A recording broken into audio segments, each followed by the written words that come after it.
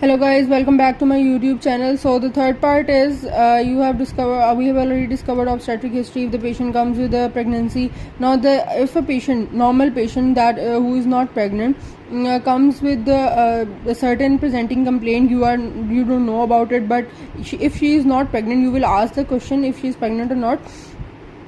Then if she is not pregnant, then you will ask when for the first time you had your first period, that is the age of menarche, right? So you will get to know a lot about normal duration and age and certain factors. There are certain diseases in which there is late menarche or early menarche, and all these are risk factors for certain diseases like breast cancer or everything, right?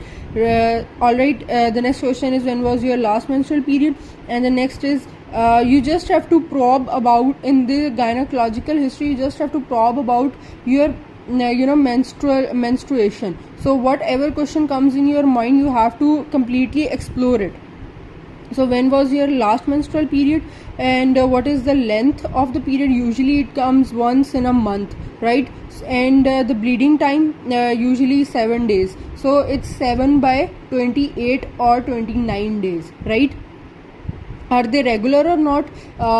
This means that they comes every month with the same duration, and there is no gap in it. So are they regular or not? This will tell a lot about the normal genital organ working or not, or is there an anomaly or not. So the next question is, are they painful?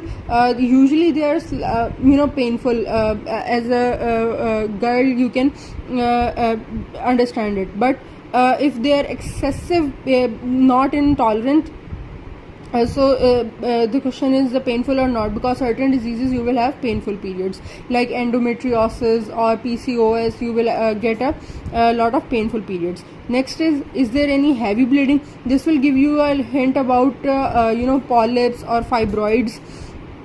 So these are very important to know, that if there is heavy bleeding or not, painful or not, regular or not, right? So also you can ask that if there is any spotting or bleeding during after postcoital period. So it will give you a hint about endometriosis and certain other diseases.